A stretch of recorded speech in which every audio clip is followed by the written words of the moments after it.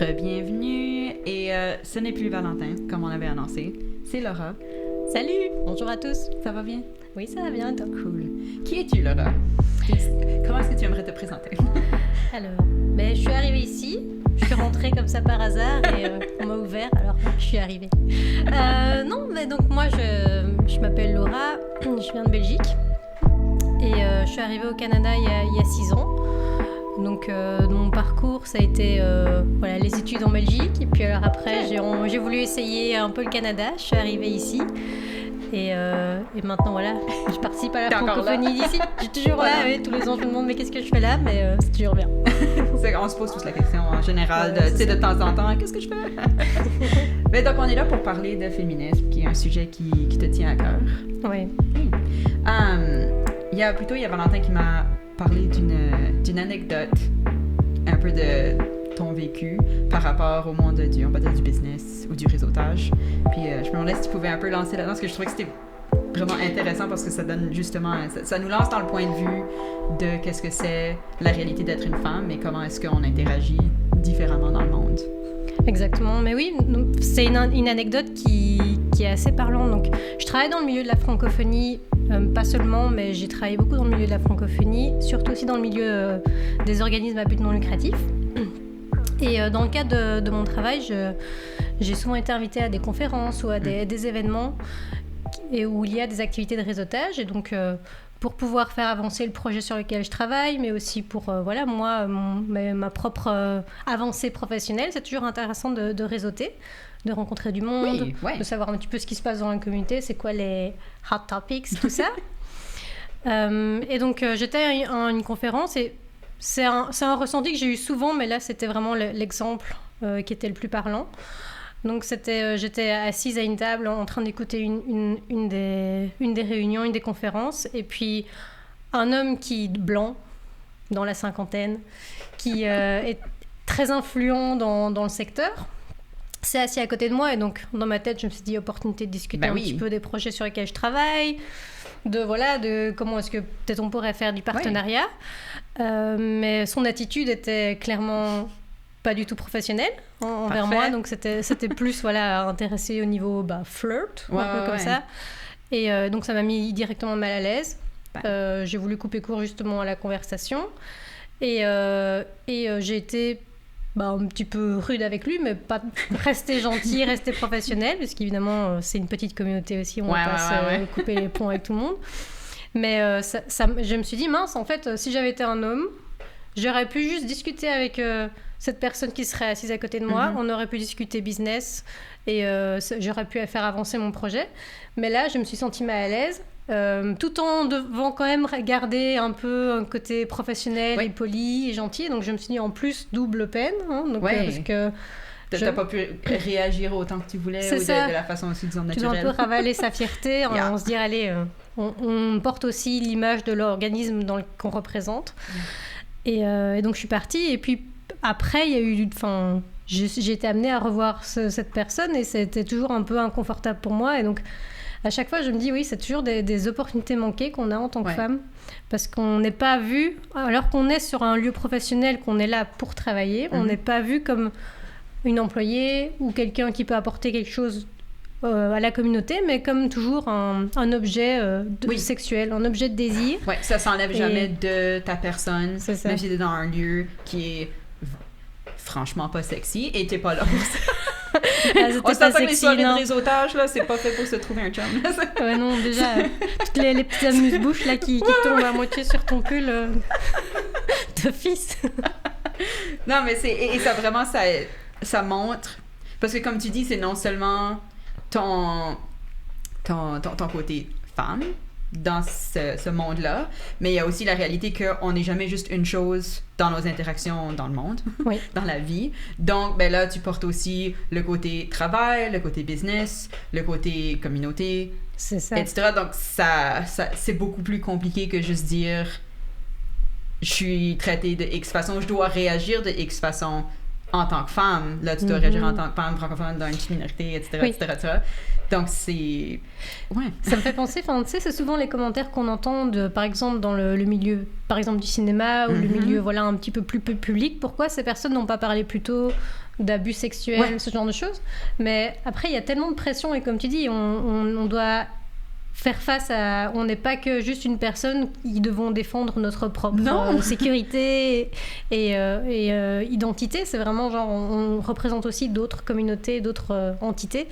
Absolument. Et donc, c'est dur, quoi. Et c'est le côté aussi, pourquoi est-ce que tu n'as pas parlé? Tu parles de sécurité. Ben, des fois, tu n'es pas en sécurité quand tu parles. C'est la même raison pour laquelle, des fois, il y a une personne racisée va être dans une situation où l'autre personne va être ouvertement raciste. Mais c'est mieux de partir que de se battre, parce que se battre, ben, ça veut dire danger.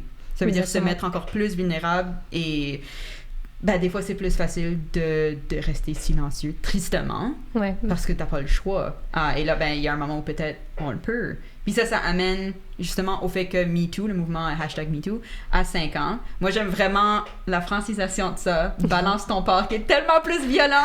Tu sais, il y en a un qui est plus rassembleur, du genre, moi aussi j'ai vécu ça. Et il faut pas avoir peur d'en parler, on se supporte les unes les autres. Mais l'autre, c'est vraiment, non, je te balance, t'es un porc. Il y a un côté beaucoup plus revendicateur. Mais bon, c'est deux approches différentes. Il y en a pas une qui ne soit meilleure que l'autre. Mais toi, est-ce que tu te souviens quand MeToo a commencé, ou est-ce que tu as vu il y a des choses qui t'ont marqué par rapport à ce mouvement-là?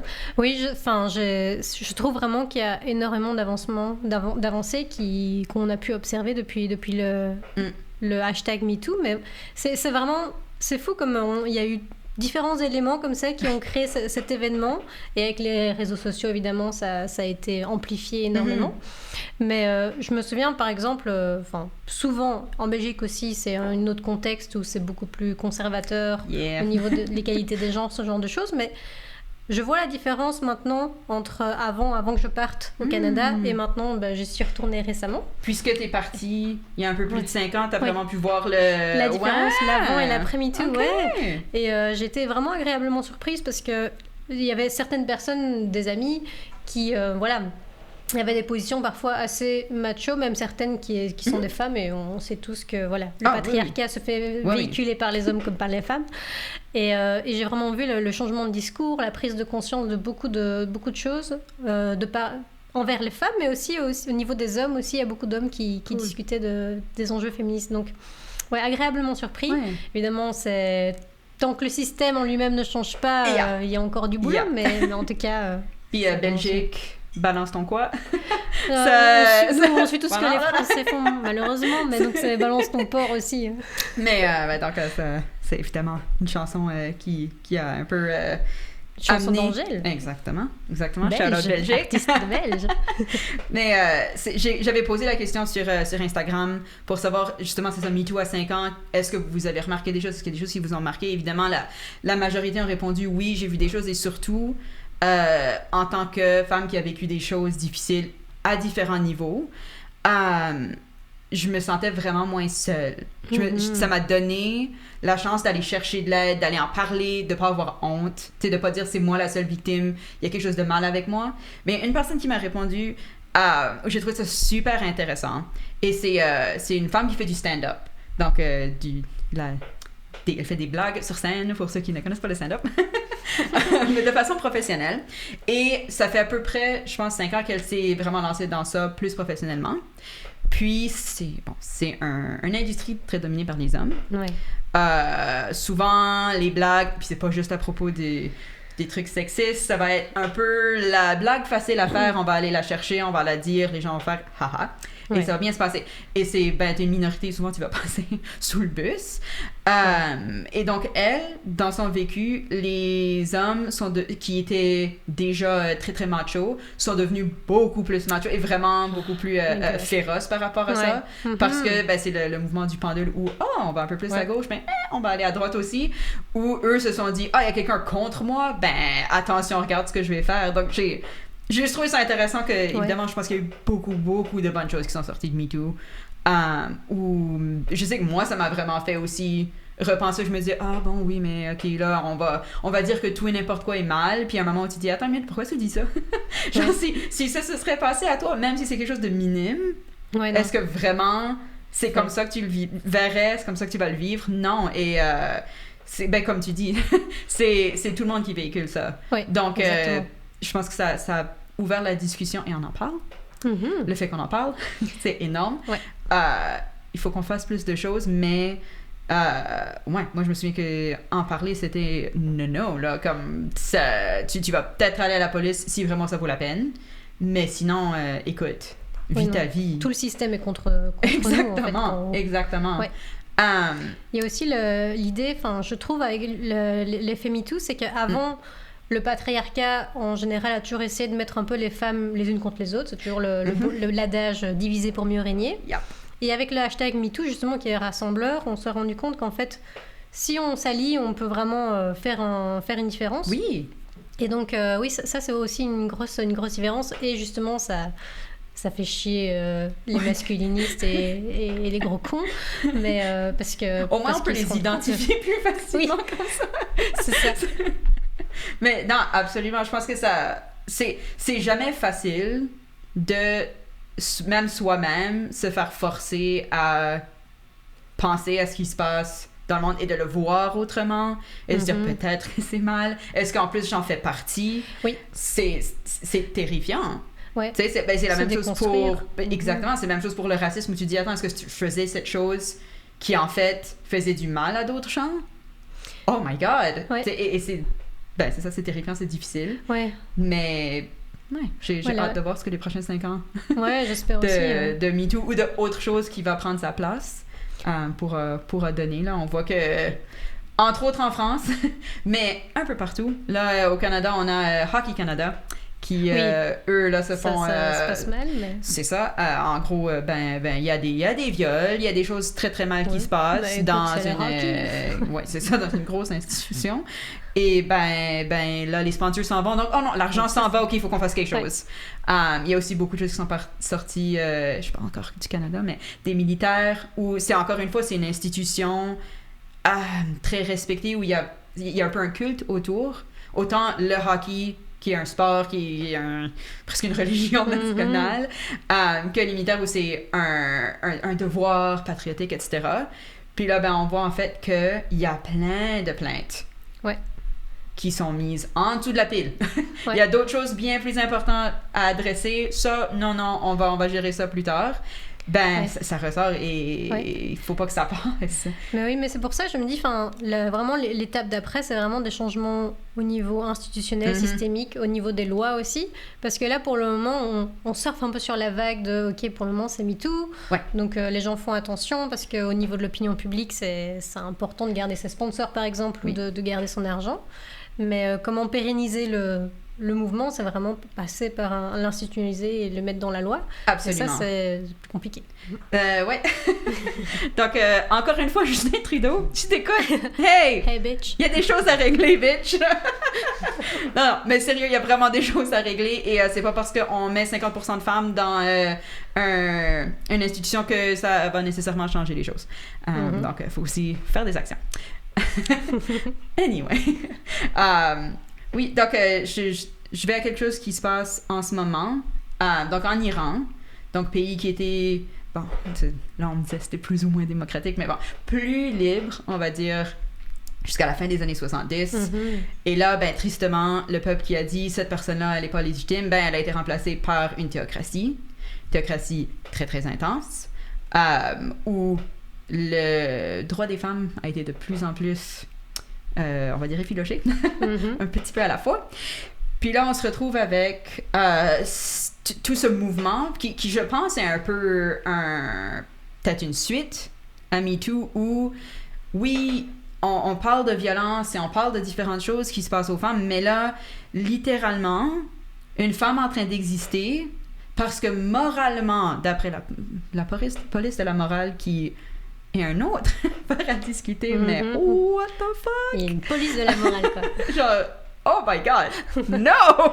Ce qu'on a dans Harry Potter. Mais Ah non, mais vraiment, c'est juste le concept est absolument terrifiant et atroce. Faudrait juste que ce soit une police à la morale privatisée, et là, c'est la fin du monde. Ouais.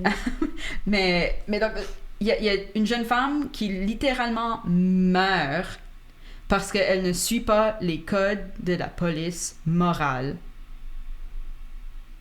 Les femmes peuvent même pas exister dans une société sans avoir peur de mourir. Oui. C'est genre... Comme... Il y a même pas de tout mots. ça pour une mèche de cheveux qui est sortie de son hijab. Genre, j'ai même pas de mots pour expliquer à quel point c'est complètement atroce, et le fait que les gens y réagissent, et surtout les jeunes filles, où on voit beaucoup en ce moment, d'écolières qui réagissent dans les écoles et qui soulèvent beaucoup ça, puis c'est magnifique de voir ça. Dans d'autres questions que j'avais posées sur Instagram, parce que j'aime bien faire ça de temps en temps, et je sais que je réponds pas aux personnes qui m'envoient des réponses, mais j'aime vraiment les lire. Mais ce qui m'avait vraiment touché sur... j'avais dit, c'est quoi des enjeux féministes dont vous aimeriez parler, ou c'est quoi des choses que vous aimeriez partager? Puis les jeunes femmes... Je parle de comme des filles qui viennent d'arriver dans le monde et on leur a donné l'étiquette de femme, qu'elles le veulent ou non. Elles disaient des choses aussi simples que j'aimerais bien pouvoir exister tranquille. Ouais, c'est fou. Puis ça m'a comme tellement...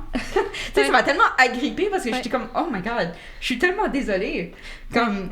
On vit là, on est habitué dans ce système à vivre vraiment comme des citoyens de seconde zone, et c'est fou comme c'est si peu demandé au final, mais oui, puis garder ses privilèges, c'est plus important. Absolument, et plein d'amour puis de force puis tout à toutes les femmes qui se battent pour leurs droits. On voit que ça va beaucoup plus large que l'Iran en ce moment, et parce qu'il y a d'autres endroits où c'est peut-être pas exactement la même chose, mais c'est très similaire au manque de option de vivre une vie.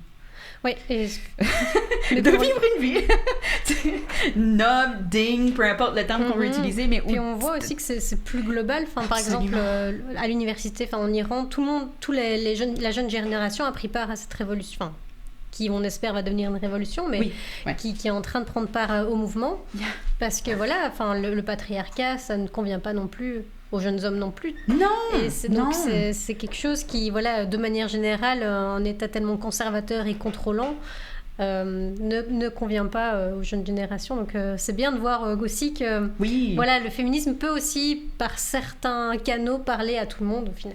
Absolument. Mais c'est une discussion il y a souvent... Je pense que ça vient un peu de MeToo, qui a mis des choses à l'avant et qui a donné la chance aux femmes de parler, et pas seulement aux hommes de dire « Oh, j'ai rien fait » ou « Oh, non, mais c'était pas vraiment quelque chose, mais je pense qu'elle avait dit oui. » On s'en fout. Non, non, va-t'en. Mais c'était les femmes qui ont pu prendre la parole, et le fait qu'elles ont pris la parole a fait réaliser aux hommes... je sais pas, on a des conversations, du genre « T'as le droit de pleurer. » Puis on a l'image du gars qui pleure pas, qui a pas le droit d'avoir des émotions tristes. Qui ne sait pas analyser ses émotions aussi, donc ça passe par la colère parfois. Il y a absolument. Puis il y a une honte à être triste, mais il y a une masculinité, une prouesse à être fâché et à être en colère et tout. Et on est en train de tranquillement, on déconstruit ça et on se dit tout le monde est des fois fâché, tout le monde est des fois triste. Mais c'est pas vu de la même façon, c'est pas perçu, c'est pas même écrit de la même façon dans un roman ou dans un journal. Donc je pense que c'est un des autres effets. Les codes de la virilité sont en train de changer. Et ça fait du bien. Parce que vraiment, le patriarcat, ça enferme aussi les hommes dans absolument. Ce cadre où ils sont censés comme tu dis, ne pas pleurer, être fort, être le pourvoyeur au niveau de leur ménage, ce genre de choses, et donc vraiment suivre une carte routière qui est toute tracée. Absolument, c'est les deux sexes, parce qu'il n'y a rien que deux genres. Ils ont deux cartes, et il y a une façon d'avancer, that's it. Si tu le fais pas bien, t'as mal fait ta vie, en tant qu'homme ou en tant que femme. Et là, on est en train de se dire, en fait, il y a plein de différents sentiers. C'est super intéressant. Je me demande comment ça va Absolument. Ça va se développer tout ça, mais absolument. je vais à Mon corps, mon choix. Mhm. Donc, ça, c'est aussi quelque chose qui a été repris par les anti-vax, donc on va les ignorer là. Mais les anti-vax, ils sont aussi rien compris. droits des femmes, donc je comprends pas. Ça, mais bon, c'est une autre histoire pour un autre jour. mais donc, on a vu évidemment aux États-Unis en juin, c'était le 24 juin, moi j'étais en train de fêter la Saint-Jean-Baptiste, on était en train d'avoir une vraiment belle soirée en plus, et je savais que c'était un peu dans l'air, on en avait évidemment parlé depuis un moment, mais là il y a quelqu'un qui me montrait et je leur dis non, aujourd'hui c'est une belle journée, je serai triste demain, et j'étais triste le lendemain évidemment. Ouais. Mais vraiment... C'est incroyable, quoi. De voir qu'en 2022, et c'est pas un truc où il y a eu beaucoup de discussions où ils disaient Roe versus Wade, c'est mal écrit, ça protège pas bien ci et ça, il faudrait le refaire. Mais il y a beaucoup de lois qui sont mal écrites. Il y en a beaucoup, partout dans le monde. Et des fois, il faut les refaire, mais des fois, il y a aussi justement l'effet que ça va avoir, l'effet domino, où en fait, ça va détruire beaucoup plus. On le voit maintenant, oui. Exactement. Et là, t'as des femmes qui... Ben, il y en avait une que c'était la mère qui avait écrit sur Facebook à sa fille qu'elle allait amener pour un avortement. Et Facebook a donné les informations. ces informations à la police. Il y a aussi des cas où les applications pour réguler ces périodes de règles ont donné des informations aussi. Donc, qui pouvaient prouver que... Ça, c'était dans les premières choses que j'avais vues où ils disaient c'est ça, supprimer ces applications. Je me disais, pourquoi supprimer ces applications comme... Hein? Et c'est ça, c'est en fait parce que si tu... Peut-être, si c'est pas... Mais en plus, je sais pas qu'est-ce que tu fais si t'as pas un cycle régulier, là, t'es juste... dans la merde. Mais ça veut dire que si jamais, peut-être, t'aurais manqué 2 mois de tes règles... Ces informations pourraient être une preuve que tu as été enceinte et tu as eu un avortement. On se croirait vraiment à Gilead. Oui, c'est ça. C'est dingue, ouais. La folie dans laquelle ils peuvent s'enfermer juste pour pouvoir contrôler le corps des femmes. Oui. C'est dingue, ouais.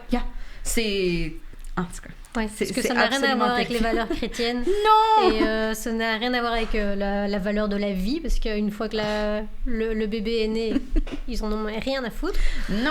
Donc, alors, et ceux qui poussent pour ça ont régulièrement voté contre des apports, contre, pour aider les familles dans le besoin ou offrir certaines choses qui pourraient aider comme appui pour les crèches ou des choses comme ça.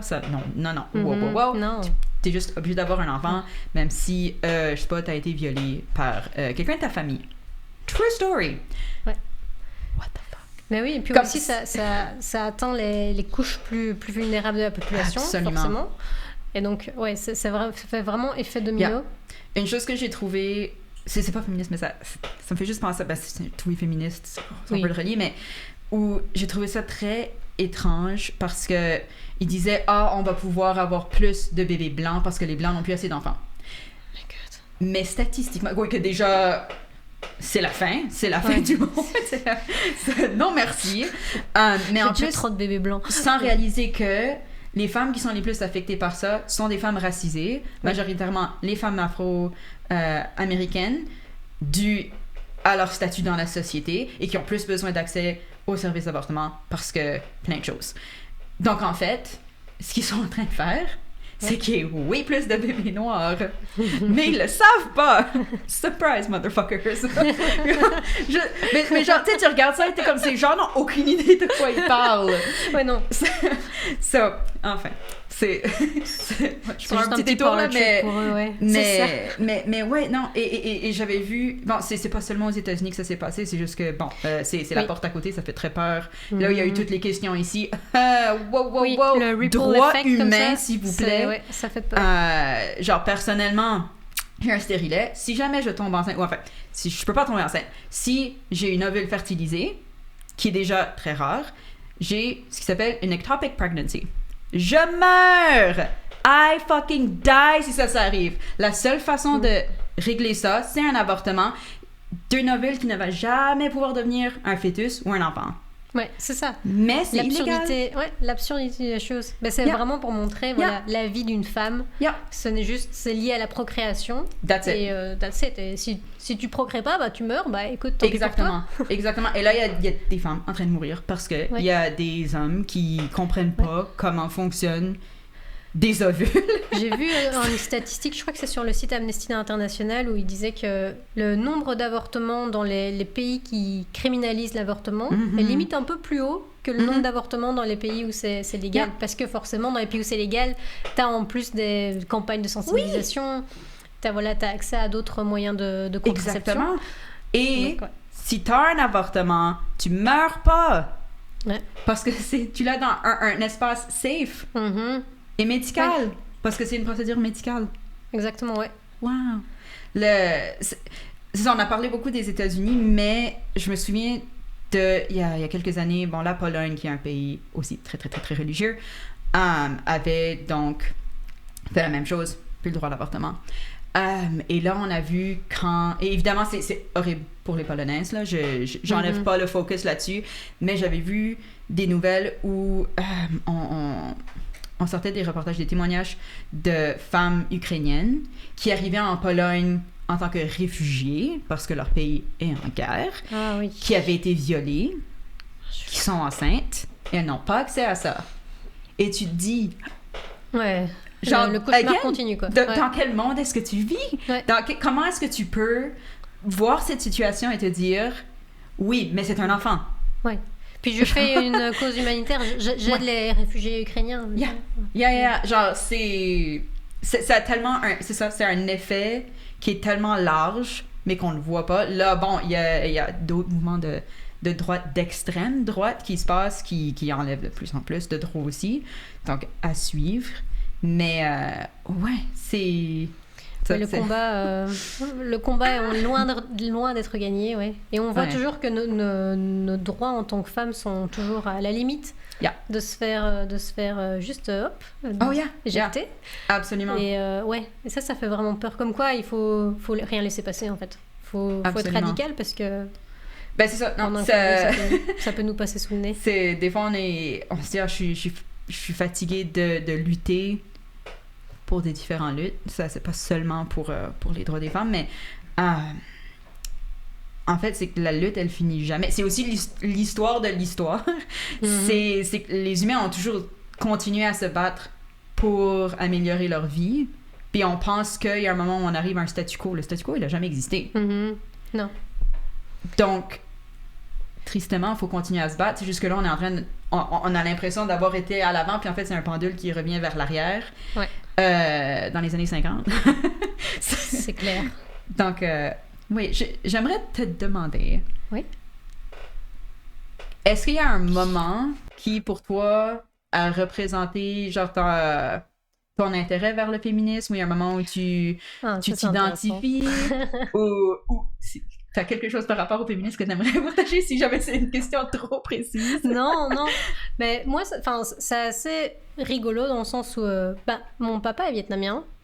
Et après, c'est aussi le Vietnam. Il a quitté le Vietnam dans les années 80, donc désolé papa, mais tu es très mature. et donc, c'est aussi les valeurs très conservateurs de la famille, où une femme a une place bien spécifique dans la société. Mais depuis que je me souviens, j'ai toujours été très vocale au niveau des causes féministes. Je me souviens juste une petite anecdote où j'étais dans la voiture et j'étais enragée parce qu'on avait vu juste avant de partir une pub où il y avait une femme qui vendait un yaourt toute nue. Et j'étais là, c'est dégueu! Mais franchement, mais c'est vraiment scandaleux! Pourquoi est-ce qu'il y a besoin de sexualiser les femmes? Je disais pas ça comme ça, mais parce que j'avais 5 ans. Mais oui, j'ai toujours été hyper énervée à ce thème-là, et je me souviens toujours la tête de mes parents en se disant, mais qu'est-ce que c'est? Qu'est-ce qui lui prend? Donc oui, ça a toujours été plus une question un peu très émotionnelle, un peu de fierté, un peu en mode pourquoi est-ce que moi je peux pas le faire. Je me souviens aussi à un camp d'été où les garçons, ils pouvaient faire un jeu fun avec de l'eau parce qu'ils pouvaient enlever leur t-shirt, mais pas les filles, tu vois. Et je me souviens que j'avais été infernale et j'avais insisté, donc j'avais pu enfin aller jouer avec eux, mais du moment que j'ai gardé mon t-shirt, mais wow. j'avais pu jouer avec eux, et donc j'avais considérer ça comme une petite victoire, on va dire. Mais donc oui, depuis le début, j'ai toujours été un peu concernée par la cause, forcément. Oui. Ouais. Je suis touchée comme nous tous, nous toutes et tous. Mais donc oui, ça a toujours été quelque chose. Et puis ça s'est affiné avec le temps, avec plus les expériences, les discussions. Super podcast que je conseille, c'est Les couilles sur la table de Victoire Toyon. Yes. Donc ça a été aussi vraiment une belle manière d'un peu théoriser toutes ces émotions aussi, parce que des fois on est là, c'est pas juste, c'est dégueulasse, j'ai envie de buter tout le monde. Et puis en fait, c'est bien de poser des mots et d'avoir vraiment une rhétorique et une argumentation derrière. Donc voilà. Et pour son mental aussi, de pas seulement être fâché. C'est ça aide aussi. Et donc toutes ces lectures et tous ces échanges avec les amis. Je trouve aussi, par exemple, mon arrivée au Canada, ça a énormément changé aussi mes perspectives, parce que comme j'ai expliqué, la Belgique avant MeToo, c'était quand même vachement patriarcal. Et donc mon arrivée ici, ça a été aussi intéressant, parce que j'ai toujours senti et limite intériorisé ce plafond de verre. Que je suis une femme, donc en Belgique, au niveau professionnel, machin, écoute, tu peux espérer, mais il faut vraiment que tu... Ouais. Faut que tu sois vraiment spécial si tu veux arriver à quelque chose, quoi. Et arrivé ici au Canada, j'ai vraiment moins ressenti ça. Il y a aussi une question de... J'aime bien dire que j'étais blanchisée au Canada, parce que je suis à moitié vietnamienne, ça se voit pas trop. Mais au Canada, personne ne le remarque jamais. Ils entendent mon accent français, ils se disent peut-être où déjà. Il faut que je fasse attention à ça déjà. Le reste, je sais pas. Mais donc oui, j'ai vraiment eu ce sentiment de en fait ici je ne me fais pas sexualiser à tous les coins de rue par tous les hommes. Bon après non, ça arrive quand même. Ça arrive toujours. Je vais avoir un réseautage, je me fais emmerder. Mais donc oui, ça a été vraiment libérateur pour moi, où je me suis dit je peux enfin m'autoriser à m'identifier comme juste mes identités, mes préférences, mes passions, mes rêves, et pas que comme un bout de viande en fait. Parce que c'est souvent, en Belgique, j'ai souvent eu cette expérience où à chaque fois j'étais renvoyée à ça. Et donc ça me calmait. À chaque fois j'ai envie de parler de Nia, et puis oui mais toi de manière t'es juste le petit truc sexualisé, donc je vais la fermer. Donc je trouve que ça a été très libérateur de venir au Canada pour ça. Justement, quand on parle beaucoup du féminisme maintenant, on en parle depuis longtemps, mais surtout les féministes non blanches, ça a beaucoup parlé d'intersectionnalité. Puis là, vraiment, quand la question est posée aux jeunes femmes, je trouve que la réponse, c'est genre, on a besoin d'avancer comme ça, parce que sinon, on se lutte chacun pour notre truc, puis ça avance pas. On retourne dans le même problème, où c'est ça, on se fait dominer de X façon ou autre façon, on s'aide pas, c'est quoi le point? Donc, puis toi, t'as plusieurs identités. C'était peut-être plus mis de l'avant par les autres en Belgique, mais comment est-ce que toi, avec tout ce bagage culturel-là, t'as vécu ce côté-là? C'est vraiment intéressant, parce que en tant que moitié vietnamienne, j'ai évolué quand même avec un papa vietnamien qui estime que les valeurs traditionnelles de la famille, c'est telle ou telle chose. Et donc, j'ai toujours un peu un petit, entre guillemets, choc culturel au sein même de ma famille. Et oui, j'avais des réflexions du genre, une fille, ça obéit, ou des choses comme ça. Et donc, ça a été assez intéressant de se construire dans une société très patriarcale, mais quand même moins patriarcale que dans ma cellule familiale. Et donc, oui, ça a été un petit peu, comment accepter, par exemple, mes origines vietnamiennes, les aimer, les faire évoluer, et et être un peu en paix avec ça, parce que ça a été aussi un peu cette identité qui m'a souvent provoqué pas mal de migraines. Donc c'est intéressant d'évoluer en tant que femme à moitié vietnamienne. C'est aussi un peu le sentiment de jamais se sentir toujours le cul entre deux chaises. Par exemple, ici, c'est toujours un peu la question qu'on me demande, est-ce que tu t'identifies comme d'une minorité racialisée ? Pour moi, je suis là, mais non, parce que je suis blanchisée ici, donc je ne vis pas le fardeau du racisme au quotidien au Canada, mais je l'ai vécu en Belgique. Donc, c'est toujours hyper intéressant si je suis là, ok. En Belgique, je pourrais Wow, peut-être... genre en Belgique, on disait, toi, t'es différente, je le vois. Oui, quand je dis, par exemple, enfin, à l'époque, j'espère que maintenant ça a changé, mais quand je dis, oui, en Belgique, on fait ça, tout le monde me dit, toi? Non, pas toi, t'es pas belge. J'ai souvent des réflexions comme ça où on me montre toujours, on me rappelle toujours, tu n'es pas belge. Alors que ça, je suis en Belgique. C'est très européen. Les Européens, s'il vous plaît, faites pas ça. S'il vous plaît. S'il vous plaît, arrêtez, ok? C'est pas drôle. C'est pas juste que c'est une blague. Mais... Je suis désolée, mais il y a des gens qui ont l'air différents, mais qui viennent du même endroit que vous. C'est un fait. Sorry, not sorry. Petit message pour certains qui écoutent, qui en ont besoin. Mais quand on te demande t'es chinoise et que je dis non, la réponse est réelle. Menteuse! C'est genre, haha, c'était un truc. Non. Parce qu'ils ont toujours l'air un peu perplexes quand je dis non. LOL! Oh, wow! Donc, du coup, t'as vécu un peu deux différentes identités de femmes racisées et non racisées. Oui, c'est ça. Dans la même époque. Ouais, exactement. Wow. Et donc, oui, c'est assez intéressant d'essayer justement de tirer la force de ces deux expériences et de se dire, bon, voilà, je peux déjà à la fois faire preuve d'empathie pour les femmes racisées qui vivent des expériences bien pires que ce que j'ai vécu et voilà, qui eux sont aussi victimes au niveau de la communauté, de tout ce racisme. Moi, c'était plus au niveau individuel, on va dire, que je l'ai vécu. Mais oui, d'allier, de comprendre ça et d'alimenter justement mon travail, pas dire de militante, parce que je ne me qualifierais pas de militante, mais en tout cas de... Il y a des différentes façons de militer. C'est ça. C'est la chose à apprendre. T'as pas besoin de sortir avec une pancarte. C'est bien d'aller militer littéralement dehors, mais faire des actions tous les jours, s'investir, s'instruire, etc., c'est tout aussi important, c'est juste que c'est dans l'ombre et ça va pas être sur les médias sociaux qu'on va voir des photos passer, ça va être dans ta vie de tous les jours, mais ça peut faire méga des impacts. Il y a des personnes qui, souvent on pense aux boomers on se dit, ok, à ce point-là, je vais peut-être pas me battre pour que tu comprennes. Des fois, ils comprennent, des fois, ils font partie de la lutte, là, je ne dis pas. Mais c'est toujours aussi la charge de... Est-ce que c'est à nous d'éduquer les gens? Enfin, est-ce qu'on doit avoir cette charge mentale d'aller éduquer tous les boomers du coin? Et surtout pour peu de résultats. Donc, oui, c'est toujours aussi un peu la question. Mais donc en tant que militant, oui, comme tu dis, il n'y a pas de petites actions. C'est ça. Juste un autre petit rappel. On arrive vers la fin.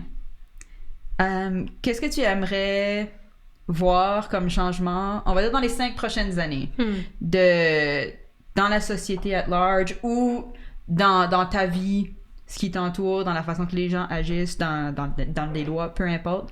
Est-ce qu'il y a des choses vraiment que tu aimerais voir avancer par rapport au féminisme et à la lutte des droits pour les femmes de vivre des vies décentes et dignes? Alors, par où commencer? La liste est longue, mais je dirais une des premières choses, comme je disais, c'est que ça s'institutionnalise et que les changements soient vraiment... Que la loi soit de notre côté, qu'il y ait plus de formation auprès des gens qui ont l'autorité de prendre ces décisions. Pour pouvoir vraiment en faire des alliés, parce que pour le moment, quand on est une femme et qu'on n'a pas la chance d'être dans un groupe privilégié, on a quand même toujours l'impression que malgré que les choses changent, tout est contre nous. Aussi, ce qui serait bien aussi de voir, par exemple, c'est au niveau de la sexualité. Il y a l'érotisation de la soumission, il y a la pornographie, est toujours orientée sur le plaisir des hommes. Donc une chose qui serait intéressante de changer, c'est au niveau structurel, mais aussi dans le lit et dans le couple, que les choses changent, parce qu'on voit encore, par exemple, qu'un homme qui se dit féministe, une femme qui vraiment agit pour ses droits, une fois qu'elle est en couple, des fois... Les règles du jeu changent parce qu'au niveau du couple, c'est il y a l'amour, il y a l'émotion, donc il y a tout qui se mélange, et donc c'est 100% personnel. C'est ça, et c'est dans les coulisses, donc d'autres choses se passent à ce niveau-là, donc que dans l'intimité dans le couple, ça change, donc ça serait bien. Puis aussi évidemment qu'on puisse un petit peu enfin aimer qui on veut, être qui on veut, et que qu'il y ait un peu plus d'acceptation. vivre en paix, vivre tranquille, Oui, c'est ça. sans avoir besoin de se battre littéralement contre les paix. lois qui sont en train d'être mises en place. Ouais. Ben, merci beaucoup, Laura. Merci beaucoup, Merci Mélanie. énormément. C'était un plaisir. Oui. Bonne soirée tout le monde. Bonne soirée. Hein? Merci de nous avoir écoutés. Yes.